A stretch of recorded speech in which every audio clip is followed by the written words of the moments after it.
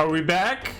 All right, well, hopefully we are good. It looks like we are good. Welcome, everybody, to the Nexus Gaming Series, Season 7. We're wrapping up. It is the last week of the regular season, and tonight we're going to see two matches here, one between Do It Right and Nexus Cats, followed up by Beast Coast, and who are you guys playing tonight, Munkus?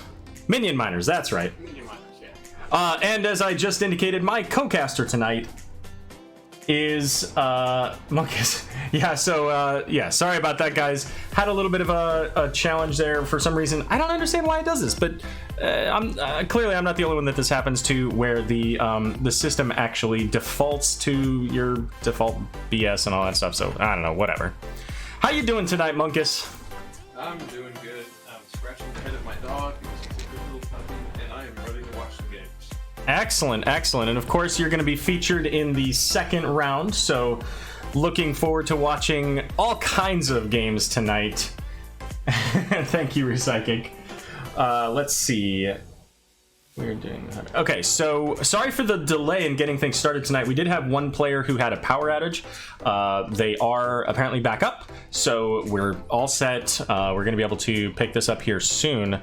And I did get the map information here, so let's take a quick peek at what we've got going on for the maps. All right, so the maps here. Oh, I don't have the music on this page. I'll have to fix that. The map bans here. We've got Braxis Holdout and Dragonshire were banned out by Do It Right. Towers of Doom and Tomb of the Spider Queen banned out by the Nexus Cats. And we're going to be on Infernal Shrines first, selected by Do It Right. What do you think about those? Tomb of the Spider Queen and Towers are both very heavy rotational maps, and if your team doesn't have that, move mid bot thing down pat, then I would definitely say it's a good idea to go ahead and ban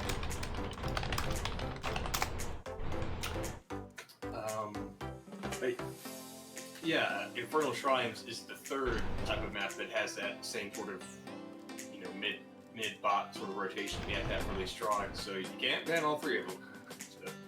For sure, for sure. So we do have you in here. Swap. Hold on, I gotta tell him to move you. Swap Munkus to observer. Let's see here. So what do we have here in chat? Got a whole bunch of people hanging out here in chat so far. Got some nice avatar synergy from both teams. Yeah, with the exception of the Munkus on the cats. Yes.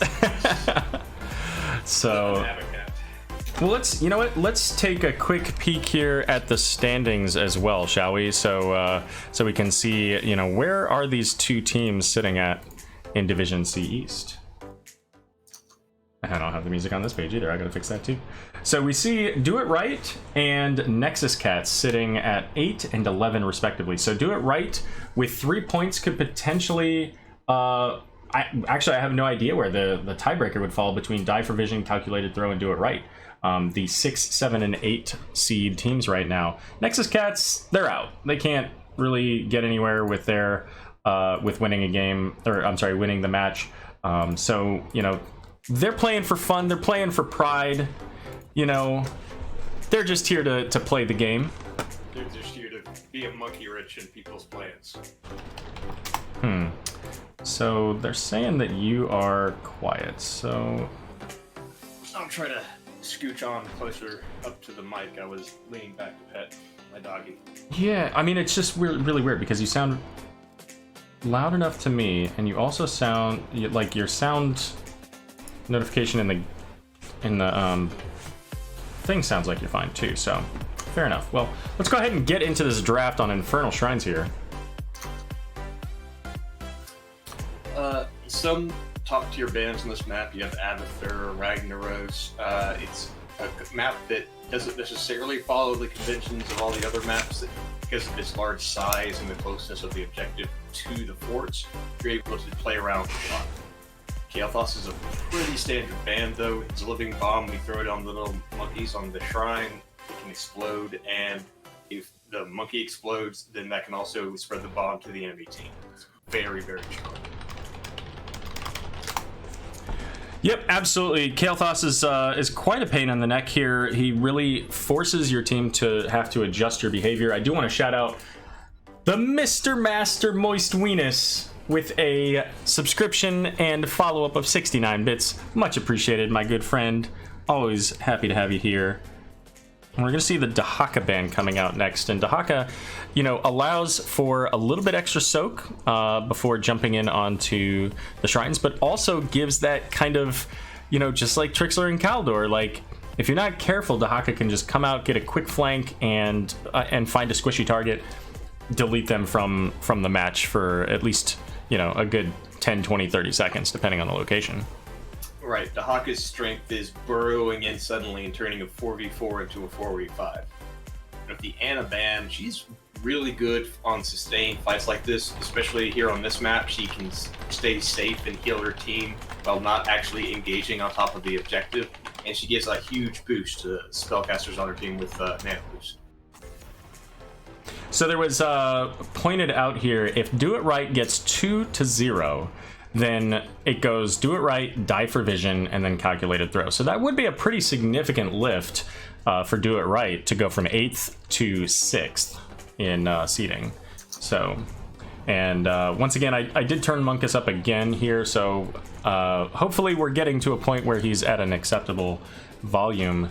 But Mark Zombie's gonna pull out the Johanna right away, and you know what? I actually really like this. The Johanna changes with Reinforced make her, I think, just even more of a brick wall tank.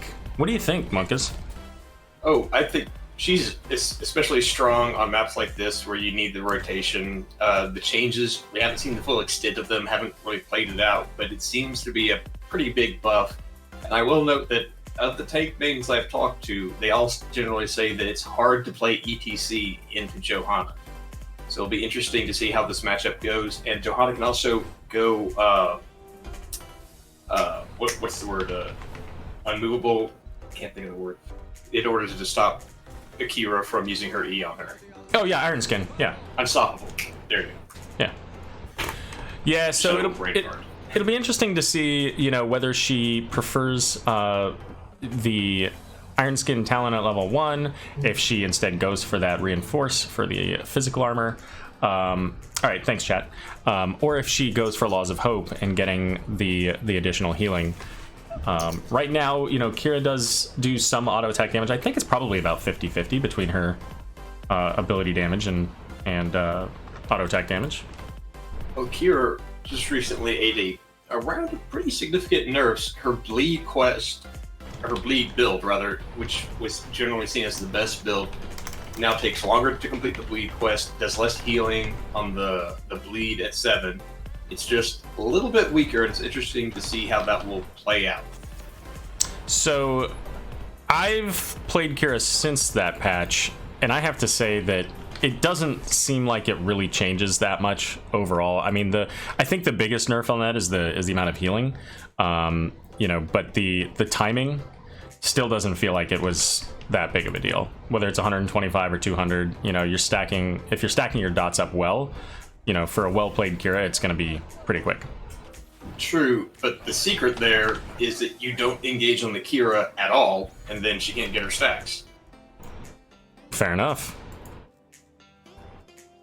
The off lane and the healer picked up. Rhaegar just got a nice round of buffs, and the developer commented that he is the healer with the highest win rate.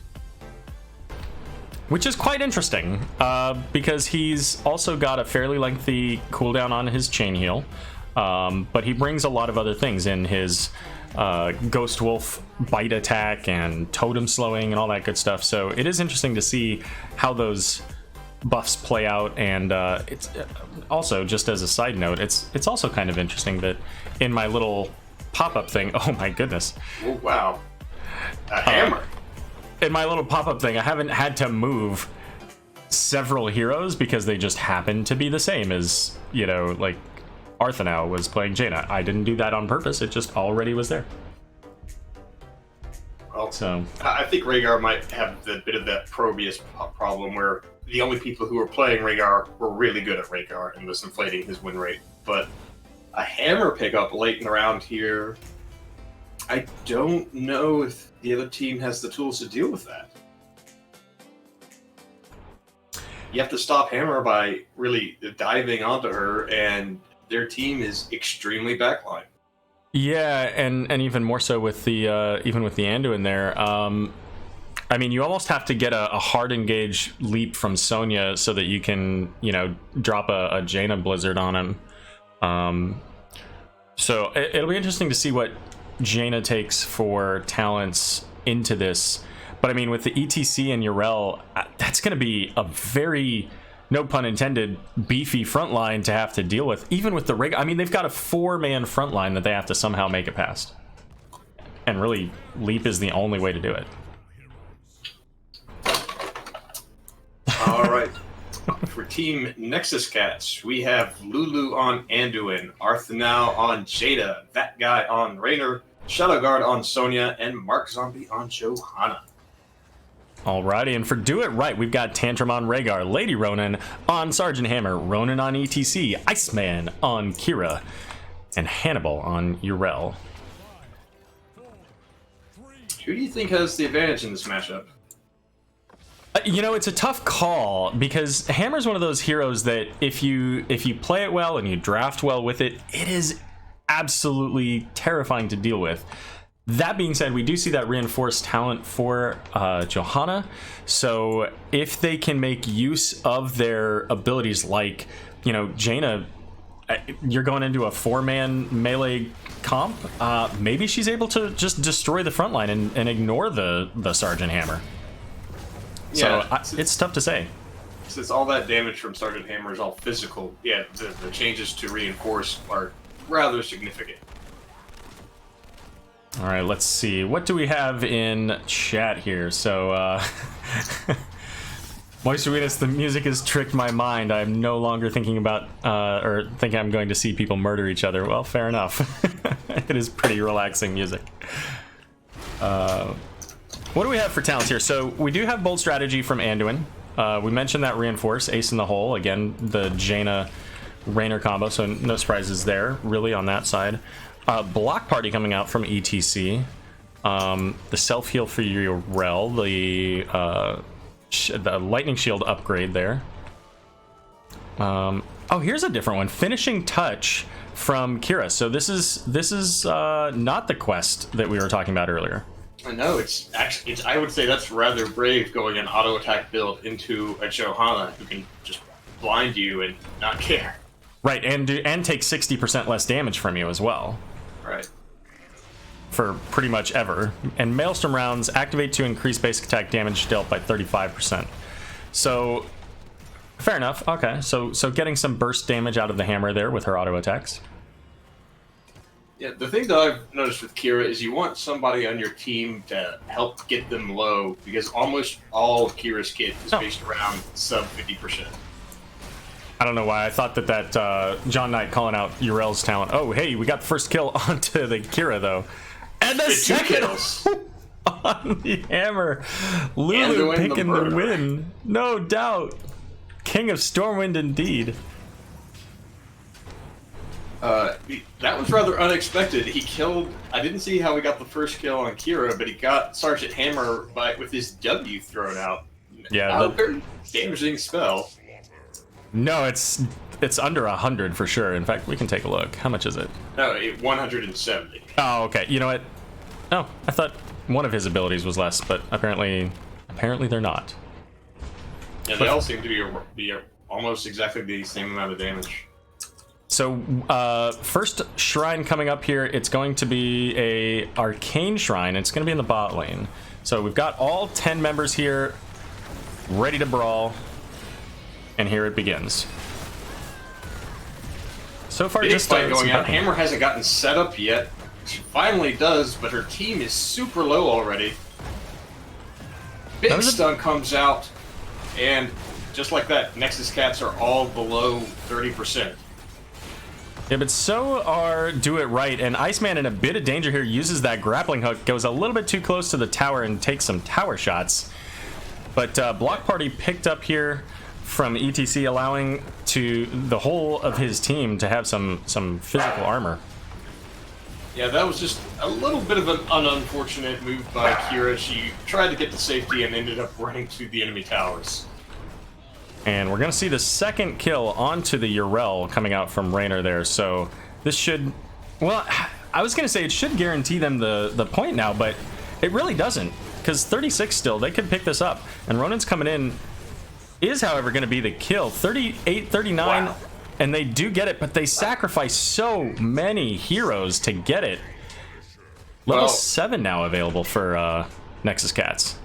It's like they say, it's better to sacrifice the heroes and get the objective than to sacrifice the heroes and not get the objective. That's true. True. All right, so... But yeah, even though they lost that shrine, I'd definitely say that that's Nexus Cat's advantage. They only lost a little bit of damage on their structures, and they're a full level lead. Yeah, full level ahead. Numerous kills there, although Sonya could be in a bit of danger here with Ronin and Lady Ronin. But we see this camp invade here coming out from Nexus Cats. And a quick kill onto Kira, maybe even onto Rhaegar. Tantrum trying to make it out.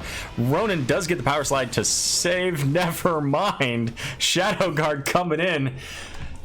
Just turning the tables on that chase that they just had a few moments ago in the mid lane. Yeah, this is one problem that Sergeant Hammer has right up until level 7. They don't have the ability to move around very much. And Hammer went graduating range, which means that she needs to get to the position much faster to get set up. I usually see people take hover tanks so they have some sort of mobility. Yep, and we see Kira engaging in onto that guy, but pretty much okay here. This is a 4v3 with a siege camp, so it's a little bit aggressive to try to, go too deep in on that. So they pull back. ETC's coming in from below. I think it's going to be a little bit hard for the Kira comp going in later to have the combination of Kira, which is all about dive, and Hammer, which is all about backline. Yep. And this is kind of, it's not working out exactly how we thought, it would go with the Hammer versus Nexus Cats combo. But really, I mean, Nexus Cats have played the setup quite well, and it's only going to get a little bit easier for them now with the Ring of Frost, Light Bomb, Blessed Shield combo. Oh, they didn't go for the meme. They didn't go Falling Sword, Light Bomb. And I think they could have, in all seriousness. I mean, the Falling Sword onto this would have given them a huge amount of value. Oh, absolutely. It would have given them the quote-unquote dive that they need to deal with that Hammer. It's just that the timing is so finicky. Yeah, for sure. Then again, level 20, if they got to level 20, it's just practically free resets then for Johanna, and it does a pretty significant amount of damage. It really can turn team fights in your favor, just hovering over everybody, dropping holy bolts on them. Yep. And right now, still have the 10 advantage, but that's going to go away in just a second, unless they all die to this Blizzard Ring of Frost. Oh, nice, and a big light bomb coming out there. It looks like it's going to be another kill onto Hannibal. No, the Ancestral going out, keeping Hannibal alive. Urel sitting at half health now, will disengage. Ancestral was the only... That was an instant lock, I think, from Rhaegar to make sure that he was able to keep Urel alive. Yeah, that was a 5v4 battle, too, but 5v4 doesn't matter if you have ults and the other team doesn't. So, interesting pickup here again. So there was a change to Final Strike, and now for Kira we have Unrelenting Strikes. Ooh, I really don't know about that, since it just takes Johanna's W, and that will be completely canceled. Yeah, I think they're looking for the potential of a big mosh here, but they're only going to get onto the Johanna. But they do get the kill. Rhaegar finishes off Sonya there. So 9 to 24. Gotten the kill with Final Strikes just as easily, though. Oh yeah, I'm positive. Mark Zombie has fairly low mana here, so in a little bit of a tough spot, trying to just get these last 10 Shrine Defenders. Wow. Yeah, interesting. Hammer's in a very unsafe spot, but she's not being dove on at all. She's just pretty freely just throwing out physical damage, but... And check it out, the Hyperion Raynor going nuts here. Johanna having to pull back, But it's 38-36, still in favor of the blue team, and they get the Punisher again, but it costs them 4 heroes. Yeah, we're starting to get in that range of, I don't know if that was worth it. I think they just gave the enemy team a 2-level lead for this Punisher, and the Punisher doesn't do that much all by himself. Yeah, John Knight calling out that this play tonight looks, you know, definitely higher than Div C. The Nexus cats are doing a fantastic job. You know, Do It Right also, you know, is making plays happen. But Nexus cats right now really playing their team comp quite well to the advantage in these fights here. But it's gonna be Ice Block going out onto Jaina there. She's gonna get taken out with Kira doing loads of damage, but Rhaegar finishing the job. But look at these blue health bars, Munkus. Everything's getting low. I have no idea who's gonna win this, and it's just for a camp. Oh, and it wow. looks like Do It Right gets the victory in this one. A 4 for 2. Thankfully for Nexus Cats, they get the kill onto the Hammer. So even though they've lost 4 of their teammates and Raynor had to go back, it's at least a little bit harder for them to siege, as their primary siege is hanging out in the graveyard for a few moments. True, but this is now time for Do It Right to paint the map blue. Just take all these camps, get rid of that experience advantage from the other team, and just push in.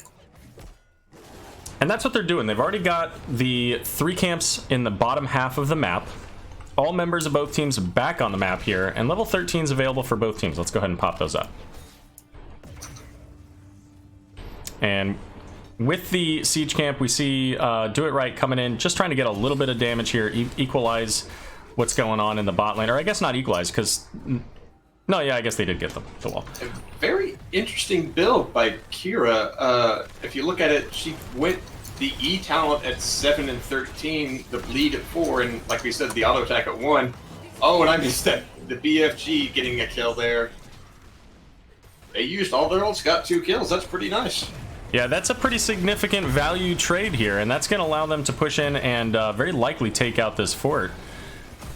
We did see the power slide cleanse as well, allowing ETC to set up that mosh pit. I don't know that the cleanse was necessary, but it's still, you know, it's not that long of a cooldown, and it enabled them to make sure they got that kill. Mm-hmm. And looks like right now Blue might be thinking to invade this top camp while they have the advantage. And why wouldn't they? Well, I can tell you why they wouldn't, because everybody's back up. Yeah. Never mind. Why do you ask such stupid questions, Aero? Well, this is going to be a rather significant shrine coming up. Nexus Cats looks like they'll hit 16 slightly earlier than Do It Right, but if Do It Right can get this shrine, that's a free keep pretty much. And so far, each of these shrines has been very close, 38-36, I think, every single time. Let's go ahead and zoom out a little bit here so we can see this. It's been a nail biter each time.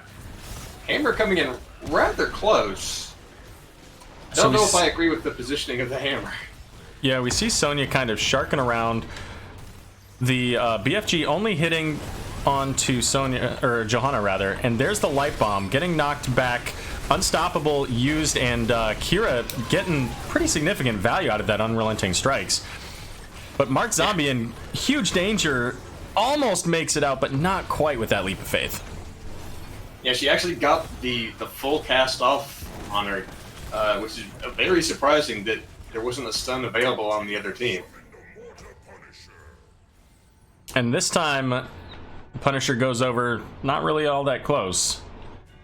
And this is a Mortar Punisher, so they don't have the shutdown available from a Frozen Punisher or a Sylvanas or Arthas. But they do have all of their members down here ready to push up, and they have Hammer with graduating range. Yeah, I will note that with Raynor and Jaina, they have a lot of burn to just get rid of this Punisher. Unless Jaina gets dove on like that, Jim, need Christmas. Yep, and Hammer setting up now within range of the fort, so this keep is definitely going to go down here. Power slide in a big mosh, but it does get interrupted by the penetrating round. And things have gone from bad to worse here for Nexus Cats, as this Mortar Punisher still has about 20% health, and with only Raynor and Anduin alive, it's looking like Do It Right wants to end the game right now. I think this is the end of the game. Yep. GG's coming out. What a game. That was, you know, at the beginning of that game, it looked very much like Nexus Cats was, you know, coming in, making a statement, wanting to win this game one. They played well. They had multiple solid engagements onto the enemy team. But then level 10, 12, 13. 13's when it turned around, and Do It Right said, hey, guys, by the way, we're not playing this right. And they got all their stuff together and really made it happen in just a couple of team fights. Yeah, I'm trying to see what would happen at 13 to really signify that. And to be honest, I think it wasn't necessarily the level difference. It was that at that time is when they started to use their ults in concert. They landed the mosh pit, got people hit with the Kira ult. They hit things with the BFG. They were just able to better utilize their ults than the enemy team, and that made the difference in the game. There definitely was that. You know, one thing I just noticed here that I think probably had a very significant impact, especially on that camp. So John Knight had mentioned the level 7 talent, I think level 4 talent, giving the additional 25 armor for anybody under her whatever her Avenging Wrath, I think is what it's called. Yeah, Avenging Wrath. So giving the armor to her team, but she also, around that time, also picked up Aldor Peacekeeper. So reducing the damage of enemy heroes within range of her Vindication by 40%. So giving her team a 25% armor bonus, plus reducing the damage of the enemies by 40%. How do you do any damage into that? I mean, just stay at range, but that's a problem too against a Hammer who's just sieging you, so it's kind of a do or die situation. Yeah, for sure. So we've got our next map, and we are going to be going to Alterac Pass, this one selected by the Nexus Cats, as they wanted map pick instead of first pick. Interesting. Alterac Valley, it's so big and has so few camps that it's just very different as far as how you build up your team. You need generally either a 1-3-1 setup or a really, really strong rotation. And the camps should basically be done on cooldown. So you want somebody who can solo the camps, and you want people who can handle their lanes safely. Hey, do you happen to remember who the third bands were? The third bands in the first draft? Yeah. No, I do not. Okay, I can look them up in a second. I just realized I hadn't written them down. So, I mean, many of the heroes that we saw in the last game could see play in this one. I mean, in a way, you could almost see the exact same draft even on a map like this. Pretty much. I mean, Hammer with graduating range basically means that the enemy team can't ever cap the point. As long as Hammer isn't dead, she can perpetually defend the team, or defend the objective. Right. Which is why you also see things like Li Ming and Junkrat being more valuable on this map because of the range they provide to protect the objective. Right. Voodoo Zulu saying, "Do it right, stealing our Hammer strats."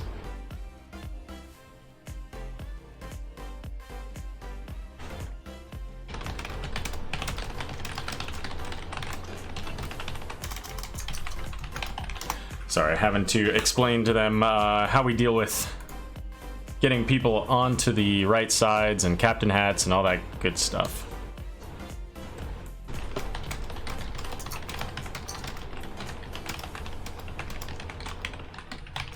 Okay. So game number 2, you're going into Alterac Pass. This is your map pick. What kind of changes do you want to see out of Nexus Cats for them to be successful in this? I just want them to maintain pressure that they had in the early game throughout the entire game. Just never let up, and like, it's a lot harder to win the fight and lose the objective here than it is on, say, Shrines. So I really want them to push that early advantage that they had, win the objective, and push hard when they get it. Fair enough. Oh, that's right. I was going to go check what the bans were. Let's go take a look at that here. All right, Alterac Pass draft getting started. Let's go ahead and hop over to that here.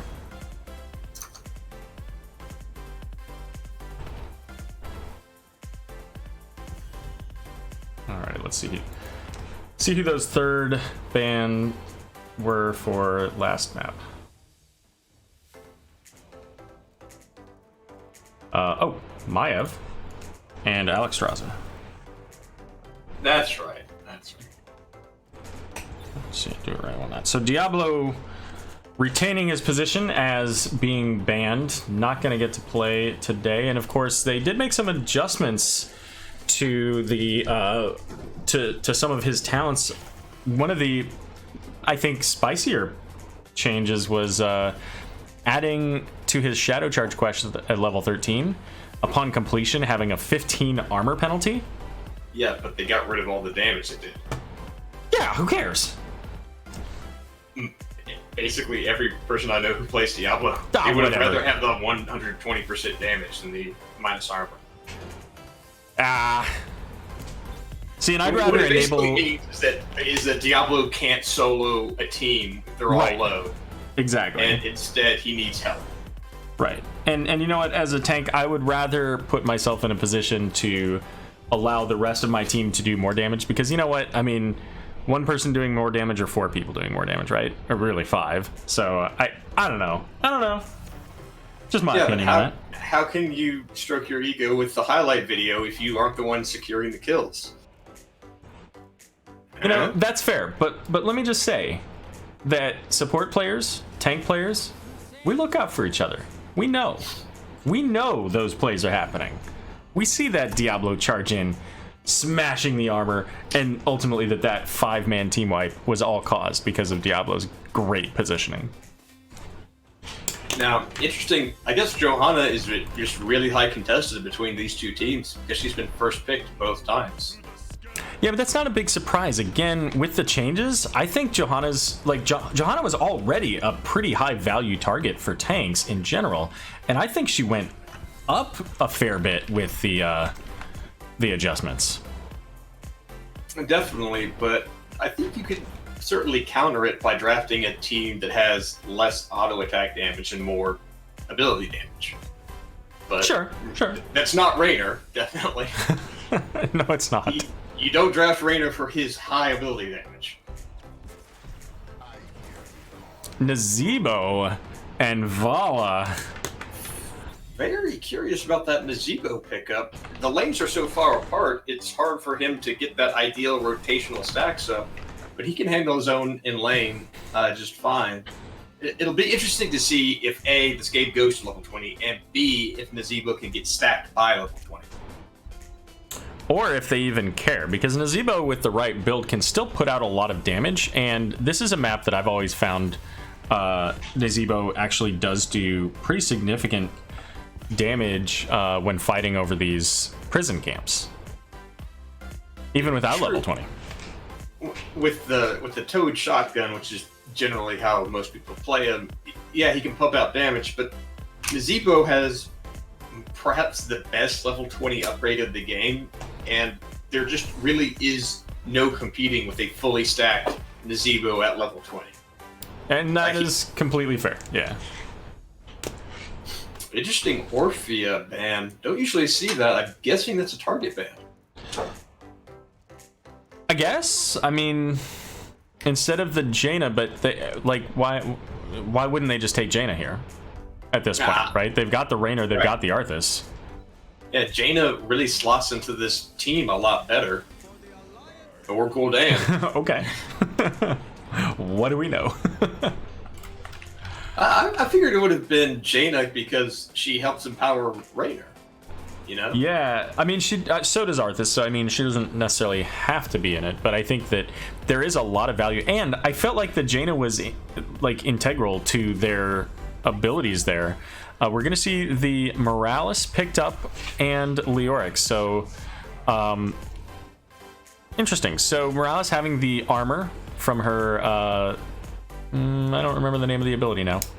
Her W. Safeguard, I think. Yeah. Yes. So for 3 seconds, having that 30% armor.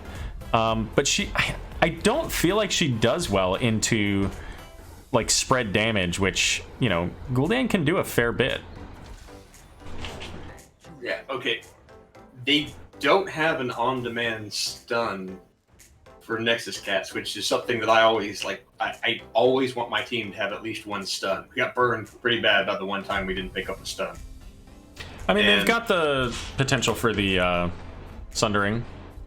Yeah, I mean, they have stuns with their ults, but without that, they have three roots on the slow.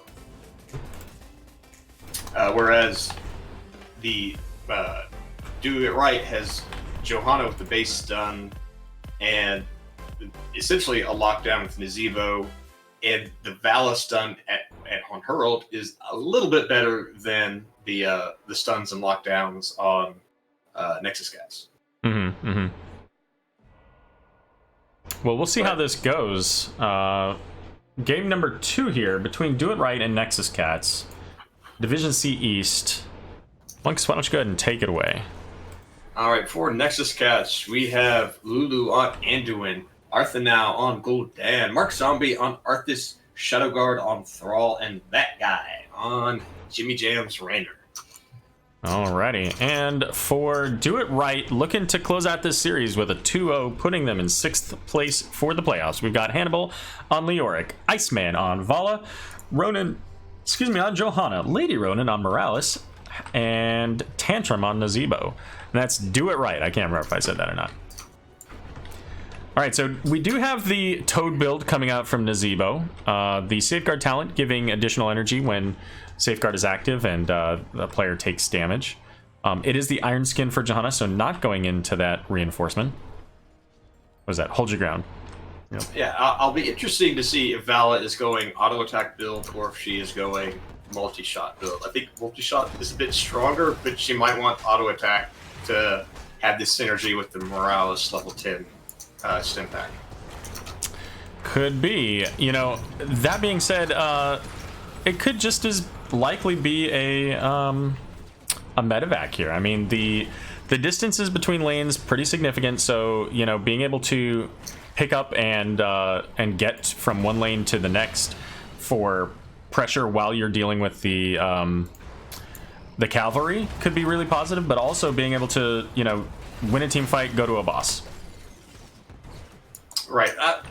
I don't know. I just feel like the power of the stim pack is so strong when you have a good auto attacker on your team that you really want it, unless you're doing something very specific with your with your medevac. Indeed. I mean, I think that it's likely going to be stim drone. And we see both teams here coming over to their siege camps. As mentioned earlier, as you brought up, Munkus, you know, you want to get on these camps and really get them out as early as possible and continue to keep them out. Yeah. And Nexus Cats a little bit ahead of Do It Right, but they're going to have this camp done just in time. Both teams doing a good job of soaking. No real surprises from the talents either. Yeah, and which team do you think scales better? I mean, the team with the Nazeebo on will scale better once they get to 20, but I think that Nexus Cats scales better up to 16, and Do It Right scales better at 20. That's kind of what I was thinking too. Yeah. So Mark Zombie really far forward here on the Arthas, you know, doesn't have the Johanna Iron Skin to just walk away from things, but ultimately is able to disengage there. So interesting in the bot lane, we've got well, we had Johanna versus Raynor, but Johanna already going back to fill up her health bar prior to the camps coming up. Interesting. Nazebo chose to go Blood Ritual, which is kind of the solo lane pickup, instead of Big Voodoo. And because I always like taking Big Voodoo, because by the end of the game, Nazebo turns into like a better tank than your tank. Well, and not only that, but a lot of the fights on this specific map aren't anywhere near lanes. So so the Blood Ritual, like, it almost feels like a knee-jerk talent, right? Like, oh, I normally take this, so I'll just take it again. But we are going to see this fight coming in. Johanna coming in onto Mark Zombie. Iceman getting low, having to pull away on that Vala there. But the green energy coming up. By the way. Yeah, and that doesn't surprise me. Like you said, it's a bit stronger of a build right now. Provides a lot of value, especially when you get that level 16 talent, that extra spell power. Right. Yeah, I definitely think multi-shot build is the right way to go. I was just worried because of the Morales pickup. Thrall could be in danger here. The grenade from Morales on point, and that's going to be first blood. And take a look here. Thrall taking that Feral Spirit talent at level 7 there. Frostwolf pack to reduce his root potential, but you know, that gets reset if you die. It's very nice if you complete it, but if you don't, it's like you never took a level 4 talent. So we'll see. With some of these narrow passageways, you can get 3 or 4 people pretty easily. So if he can survive, I can see him completing that on this map pretty easily. Big fight happening here in this nice little choke point. But it looks like Nexus Cast is just going to concede this and defend. Yeah, and that was a big win for Do It Right to be able to kind of put the damage into them in that choke point. You know, Nexus Cats didn't really have a lot of options. They really only had 2 ways to come into that. And we do see level 7 coming online here for Do It Right. So last game, around this time, Nexus Cats was ahead. They were on that first shrine, but the first shrine was lost. First objective, once again, going over to Do It Right, but this time they have all their heroes available, so this is likely to get a little bit more value. Yes, I will note that Nazebo is a little behind on his trait quested Toads, but other than that, they're doing a pretty good job of getting the advantage and pushing it. And right now they're pushing mid hard, and a lot of the reason for that, of course, as we discussed earlier, those middle camps, the true MVPs of this map with the armor reduction from their auto attacks and their cleaving attacks as well. We're going to see Leoric here with a 3-man rotation. Does not have Wraithwalk, but Arthanau is pulling back here as the rest of Do It Right showing up to the party, and now Mark Zombie could be in danger. I think Lulu was looking for the leap of faith, but just a little bit too far away to get in on that. A very close death there by Arthas. He got knocked back by something. I'm not sure if it was Raynor or Johanna that pulled it back, but picking up that kill is a pretty big deal.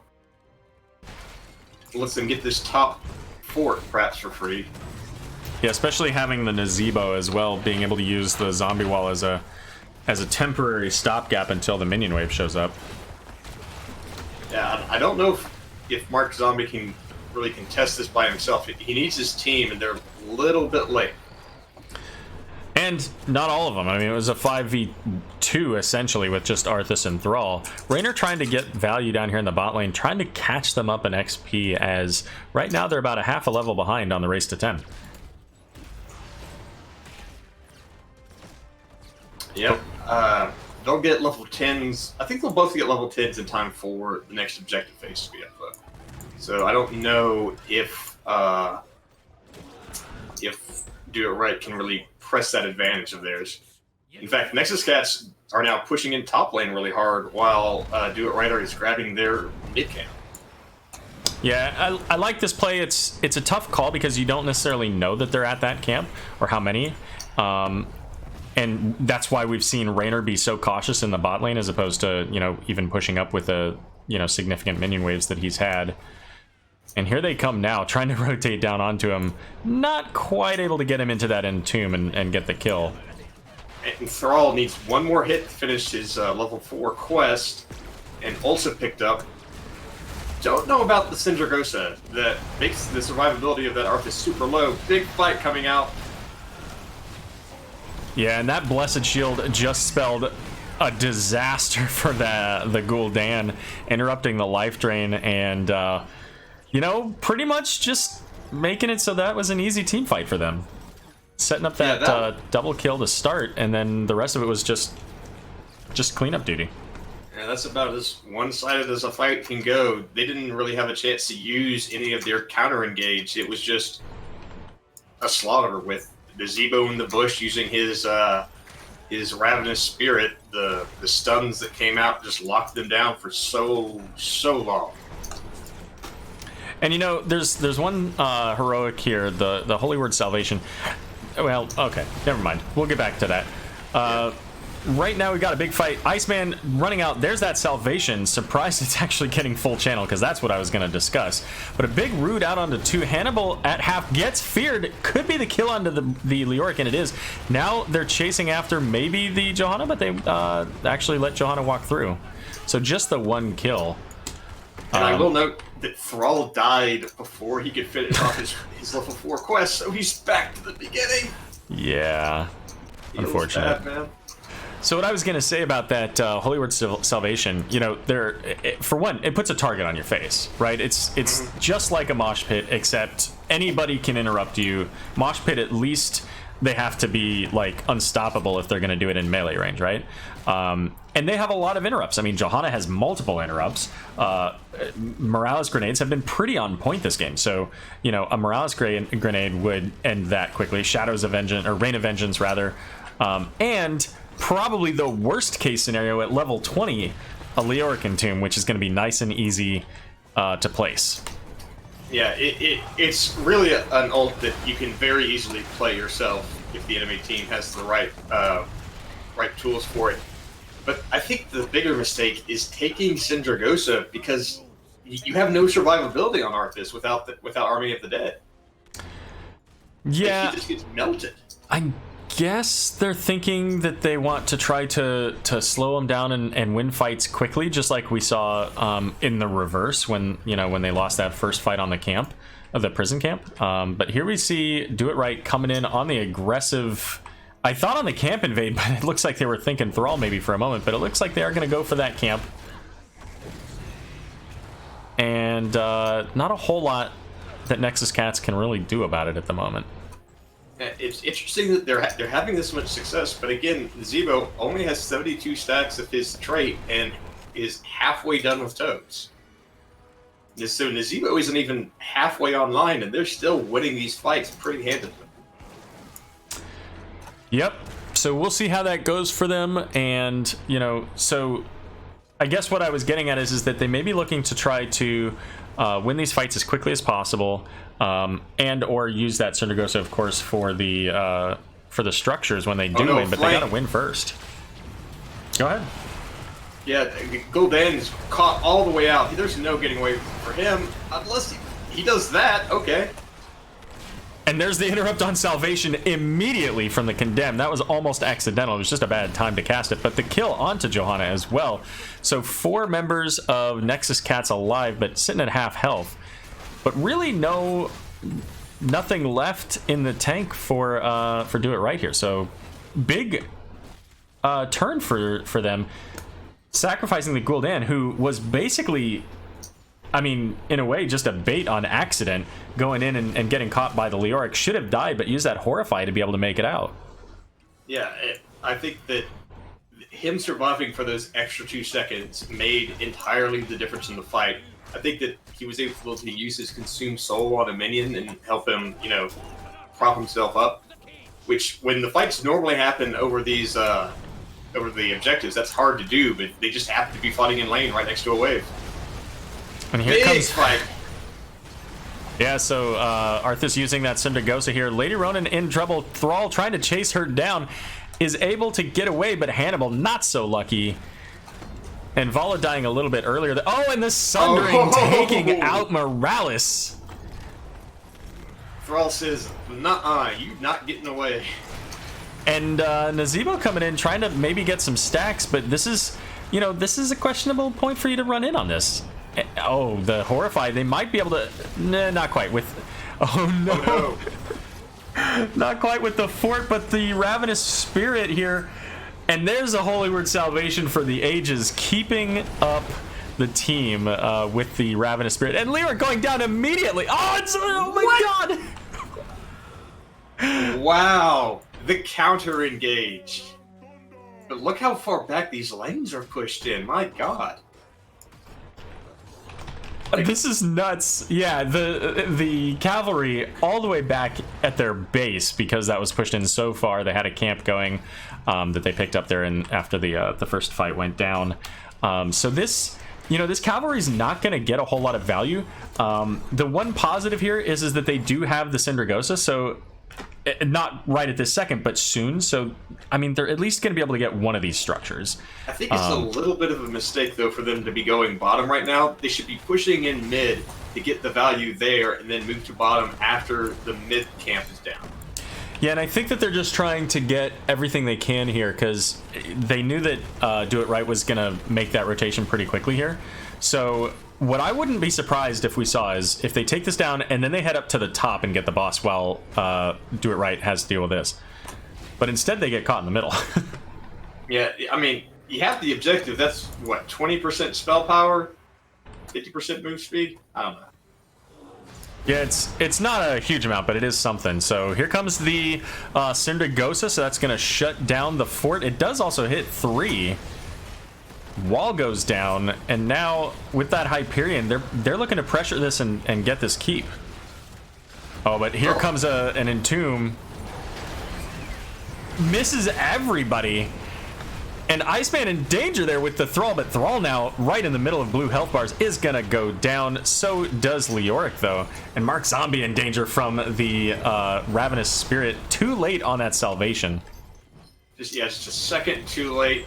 And poor Thrall, those stacks on Frostwolf pack get reset again. Sorry, what was that? Did Thrall take a level 4 talent? No, I guess not. Oh my goodness. Thank you, Silvara, for the bits. Go team. And yes, Fear, Munkus is casting with me tonight. At least until his own game at 11 o'clock Eastern time. A little bit of ways from that game. I think I'm safe. Oh yeah, you're more than fine. Both middle camps being picked up, and it looks like Do It Right are going to make a boss play. And that seems like perfectly fine. I mean, they've got enough damage coming out from the Nazebo, soon to be Vala there as well. Arthas just come back into the play here, and they've got a camp going mid lane, so nice and easy play for them. Yeah, I think this is a really easy decision for them to make. They can see exactly where the other team is on the map. They knew they were 100% safe to grab that. All right, let's take a look at talents here. His Toad's quest, and Gul'dan still needs 5 more stacks to finish his E quest. Ektar, I imagine that Munkus won't be casting the second series. That is correct. Munkus will be a little bit busy. We'll actually have Mr. Sad Panda, I believe is how you say it, will be joining me for round 2. So, boss. I think that at this point, they might just want to abandon defending the boss and go defend, because if they lose this fight, this is pretty much game. So that was a very early Syndragosa. Wasn't able to stall out the prison camp here. But his team wasn't anywhere nearby either, so not really sure how much they expected out of that. The Sundering going out, the Horrify missing there because of the Iron Skin, and Shadow Guard in danger once again. The Salvation popped, but not able to keep him alive. Mark Zombie gets Leap of Faith away from the Spirit. Wow. But not before Raynor can go down, and this is not looking good for the Nexus Cats. Lulu just could not run away. A 1-for-3 trade. And once again, did not complete Frostwolf back. Yeah, and Vala's going to come down here and should be able to take this out pretty easily. There's no fear, so, Vala can be relatively aggressive here. Only thing to watch out for is the Arthas, really. That's going to be a nice, easy, free clear. And now they're going to rotate up to mid, look to do the same. They still have a pretty significant amount of time until the full squad is back. They have level 20s now. The only saving grace for the Nexus Cats at this point is that their top fort, or top keep, is safe for a little while, as they've got a pretty good push there. Yeah, this is still the nightmare scenario, especially with 2 of them caught in that tomb, and I think with that, that's going to be game. Yeah, that's pretty much exactly what I said at the beginning of the game, right? Level 20 happens, you're caught in a relatively narrow passageway, and suddenly Leoric, and then you just die. And, oh, and by the way, zombie wall to help with that, too. Ooh, and look at those health bars just melt. And that is looking like it's going to be game number 2 going over to Do It Right on Alterac Pass. A 2-0 victory, giving them 6th place then in Division C East. Congratulations. A very nice set. Well played by both teams. I think that Do It Right just executed their comp a little bit better. All right, let's see if Ronan wants to hop in for an interview. Put up these stats here for a moment.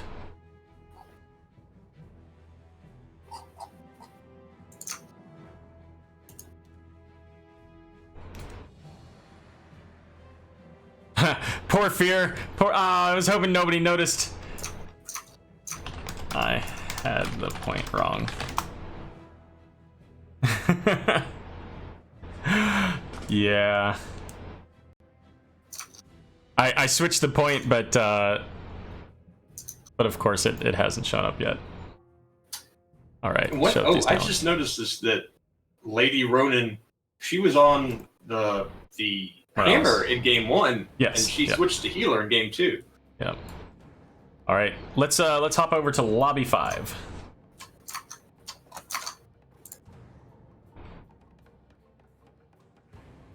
Oh hey, the thing was already set on the right thing too. I like it when it does that. Yeah, I accidentally had the point set up wrong on the thing. I put it on red instead of blue. Oopsie. So yeah, so with that then, what did we say? It was Do It Right at 6, Die for Vision for 7, and then Calculated Throw at 8. So welcome Ronan and Iceman. We were just talking about your positioning in the standings now for Division C East. So congratulations, you guys just bumped up 2 levels, it sounds like. Whew, yeah. Appreciate it. We performed well against the other 2 teams that we tied with, so yeah. Sure. So this is the last game of the season for C East entirely, right? You guys got the last one, is that correct? I think so, yeah. So everything's all set up. So of course C East we can get the playoff brackets set up for. Really appreciate you guys getting that done early so that there's plenty of time to do that. But congratulations. I mean, you know, being able to pick up this win over the Nexus Cats gives you 6th seed. And where does that? Let's see. Who does that mean that you guys are going to be playing? Do you know? I think it's Lubu. It is Lubu. Yes, it looks like Lubu. So like our 7th or 6th game against them in a tournament. Yeah, because you played against them in a couple of off-season events as well, right? Yeah, Zul'jin Distillery, we played them a couple times. So, and then in the playoffs in those as well. So, yeah, we know each other pretty well. Well, they got a couple spies over there. You know what I'm saying? Good deal. So let's talk a little bit about what you guys did there. So the first game out of the gate looked a little bit rough. You guys were able to pick up 2 Punishers. Honestly, I'm not entirely sure how you did it. You lost so many players in managing to do it, but then the halfway point of the game shows up, and suddenly, you know, Urel is stomping faces on points, and Hammer's just doing Hammer things. I know who Ronan and Lady Ronan were playing. Iceman, were you? You weren't Urel. That was Tantrum, right? Or no, that was Hannibal. Yeah, I was Kira. I know Munkus is going to have some questions for you on Kira, so we'll come back to you in just a second. So, okay. So I want to start with Ronan. Let's start with you here. On the Johanna, so you guys did not take the reinforced talent. They took reinforced in the first one. How do you feel about the changes that Johanna has gone through, and what does that mean for, team fights like we've had in these past couple of games here? I mean, it's a little bit weaker, but I just felt like the shield there, even though it got nerfed, is still going to be a little bit better. Just to have that up more often with all the roots. So. Sure.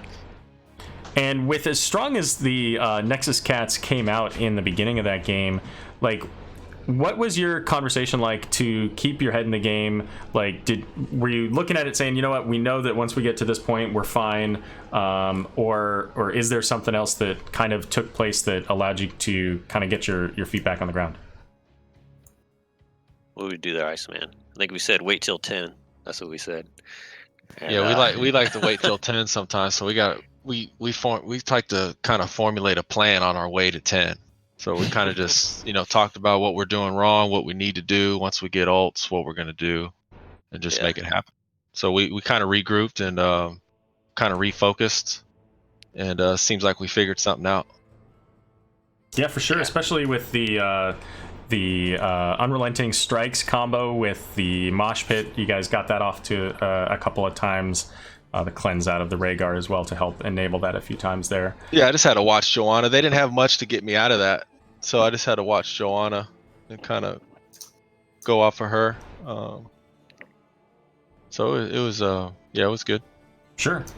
And so you guys switched. So Lady Ronan, you switched from Hammer to Lieutenant Morales there. Very similar heroes, right? Yeah, I guess so.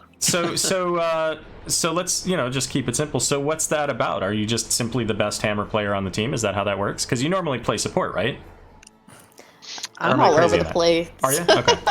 I'm very all over the place this last season, at least it seems like. Yeah, we all kind of flex. I'm mainly ranged AA. I can do mage. Basically just DPS, and then everybody else is pretty flexible. I mean, we like to put Ronan on our tank, just because he he's kind of our shot caller. So we want our tank calling shots, obviously. When to get in, when to get out. But Hannibal's very flexible. He took on the top lane or the solo lane role recently, and he's been owning it hard, man. He's been killing it. Gotcha. One thing I wanted to ask y'all about. I noticed that Johanna was highly contested in both of your games. Do you think that the patch changes have really improved Johanna's standings in the tank meta? No, I think always she's been good. Yeah, she's always been good. I don't think the changes have really made a huge impact on her. But I mean, the patch has only been out for a couple weeks, so I mean. Well, 2 days, right? 2 days. Oh yeah, that's right. Yeah. I forgot it wasn't the other last patch. Right. Recent. So yeah, I don't know. No, we were picking Johanna way before 2 days ago. So. Yeah. So Munkus, what questions do you have for him? I know you had some thoughts on the Kira.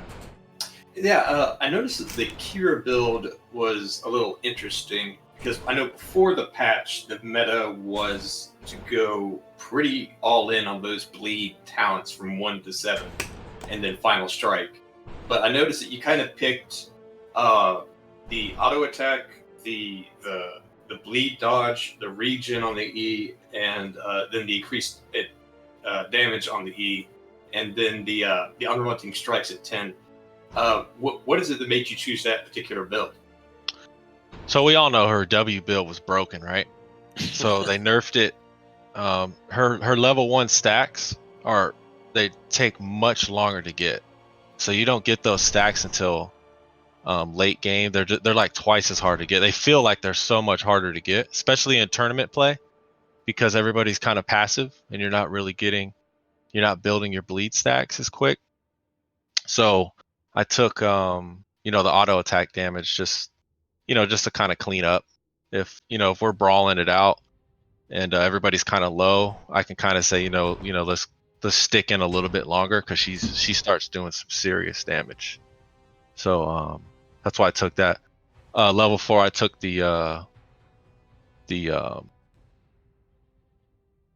on the bleed. The evade, because of Raynor. Just so there is kind of like an open talent. But I felt like with the Raynor, their main DPS, he's going to be I probably have a bullseye on my back. So took that just to kind of negate 4 of his shots. And then I just like that talent on the E at 7. It just feels better for me. Feels good. Got to go with the feel good talents. Well, you certainly made that cure work for you, especially in the late game of game number 1. That's really the only comment I really had. I was just very interested about the Johanna pickup and the Kira bill. Yeah, we kind of just go against the meta. We're not. I mean, we talk about it a little bit, but we really just want to have fun. Play a good solid team that it's a good game and just have a good time. That's the main reason why we play. We don't put a lot of Play the thought and heroes we research love. into the meta. We just kind of put together what we think feels good, and we just go in confident with it and try to kick some ass. Yeah. Well, y'all certainly kick some ass tonight. Appreciate it. So since we've got 3 of you here, I'll give a chance to each of you guys to answer this question. I like to ask the teams one question, which is, what was your favorite moment from this series tonight? So Ronan, let's start with you. Pineapple pizza. It's delicious. What? I mean, I don't disagree with you. Wait. What was the question? What was my favorite moment? Yeah. Sorry, I've been drinking a little bit. I just love sucking people up with that Johanna. It feels good when they all just pound, and then I hit the Q, tap, and then they fall down. Oh, All right, God. fair enough. Iceman? Oh God. I don't know, man. I don't really. I just feel like it's a great series. I think the teams are pretty evenly matched. So it's just good competition. I don't feel like it's anybody's broken or overpowered. Any of the teams are unbalanced, anything like that. It's just it's a good series. The people who put it on, and we enjoy playing it. It's awesome. Sure. And Lady Ronan? Well, we haven't been able to really play as a team for a while, so it was kind of nice to just be able to play as the core 5, and we were really very in sync. We were very together with these 2 games, so I was just very impressed with that. Sure. Well, since you guys didn't call out any specific moments, I will give you one that I really Do enjoyed. it. And make sure you go back and clip this, because this was about a 3-second duration moment. Blink and you miss it, but it was the fight over the bottom prison camp when they came in and Johanna got a Blessed Shield on Gul'dan, and 2 others. I don't remember who it was, but I remember the Gul'dan because he had started to life drain. Leoric came in with a Entomb to finish the fight, but it was almost an instant team wipe. Everybody there was stim drone went out, like all of the things went exactly according to plan, and then you guys got the objective, and obviously later you won the game. So that was for me the kind of a favorite moment, because there was no moment for excitement. It just happened, and then you're like, what? You're looking around going, You get a chance to enjoy it. I don't know what just happened. But it feels good, right? Like, if you're in that that position. feels really good. Yeah. All right, When people just melt away and everybody's gone, it feels real good. Right. That's what you imagine happens every team fight. Press all your buttons, and the other team just dies instantly. But, Right. Isn't that why we play this game? I think so. right? Yeah. All right. Well, guys, thank you very much for joining us tonight. Congratulations again on your victory. Any shout outs before we take off for a little while? Yeah, here? Tantrum Hannibal. Shout out. Yep. People working hard. Shout out to NGS. Merovingi. This He is subbed fun. for us. Shout out to Snail Hands. He subbed for us a few times. Yep. Shout out to Azrelia. She subbed for us also. So all those people have subbed for us. We appreciate it. Yep. Much love. Good deal. Anything else? That's all. That's it. Thank you for the Awesome. cast. Appreciate it. Appreciate it. Good deal, guys. Well, thanks again for joining us. Have a great night. Enjoy your victory, and good luck in the playoffs. You got it. Thanks, Take care. Thank you.